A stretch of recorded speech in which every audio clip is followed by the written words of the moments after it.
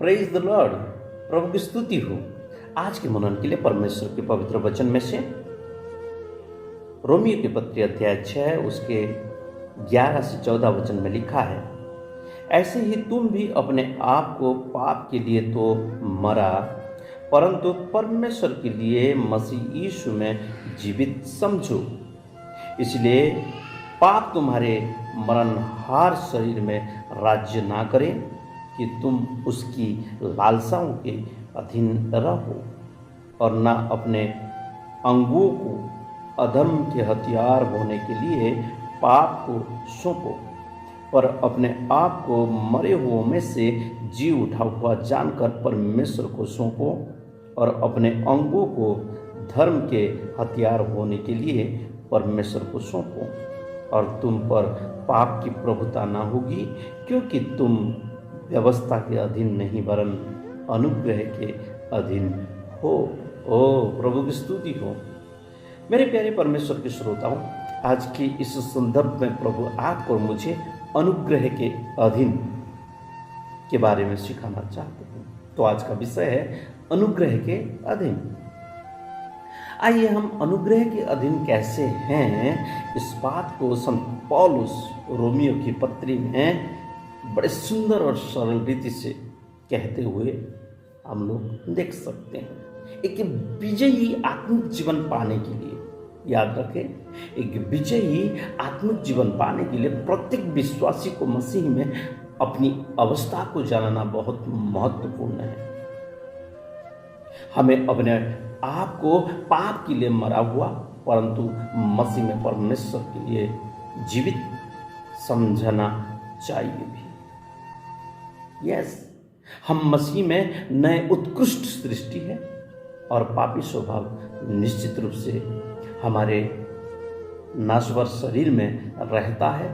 हालांकि हमारे पिछले पापों को क्षमा कर दिया गया है और मिटा दिया गया है, और हमें दिन ब दिन शुद्ध बनने के लिए प्रभु आप पर मुझे अगुवाई कर रहे हैं। पाप ने अपनी शक्ति और हम पर अपनी पकड़ खो दी है, याद रखिए। इसलिए पाप के अधीन में रहना उचित नहीं है, और पाप के अधीन में हम लोग नहीं हैं, वरन हम अनुग्रह के अधीन में हो गए हैं। इसलिए मेरे प्यारे आजीजों, हम परमेश्वर के अनुग्रह के अधीन हैं, और यीशु ने हमें स्वतंत्रता किया है, इस बात को भली भांति महसूस करते हैं, जानते हैं।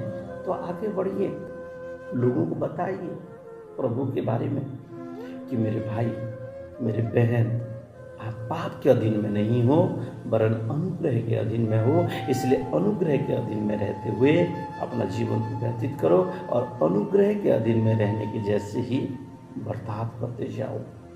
यही प्रभु, अनुग्रहकारी प्रभु आप पर मुझे सिखाते हैं आज के इस संदर्भ में से। सो डियर फ्रेंड्स, हम परमेश्वर के अनुग्रह के अधीन तो हैं, और यीशु ने हमें ये स्वतंत्रता कर दिए हैं, इस बात को जानते हैं।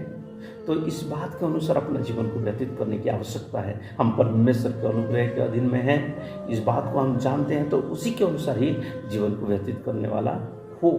अब हमारा एकमात्र उत्तरदायित्व है कि हम स्वयं को धार्मिकता के हथियार के रूप में परमेश्वर को पूर्ण रूप से समर्पित करने की आवश्यकता है, और करना चाहिए।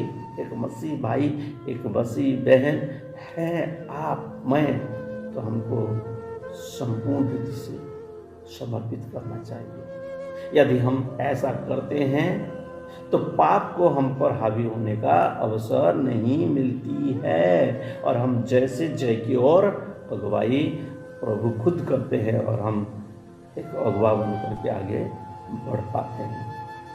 तो पाप को हम पर हावी होने का अवसर नहीं मिलता है, और अपनी बुरी इच्छाओं के माध्यम से हम पर प्रबल नहीं हो पाते, और पाप पराजित रहेगा, और हम विजय होकर अपनी पूर्णता की ओर बढ़ते जाएंगे, और एक विजयी, एक सफलता मसीह होकर अनुग्रह के अधीन में रहकर हम आगे बढ़ पाएंगे। यही बात प्रभु आज के इस संदर्भ में आपको मुझे सिखाते हैं। सो डियर फ्रेंड्स, यदि आप अनुग्रह के अधीन में हैं तो आइए, जो मेरे भाई, जो मेरे बहन, जो मेरे देश के लोग आज उस अनुग्रह के अधीन में नहीं होकर, व्यवस्था के अधीन में होकर के जी रहे हैं, उन सबको निकालना होगा और उनको बताना होगा, उनको समझाना होगा, ताकि वो भी अनुग्रह के अधीन में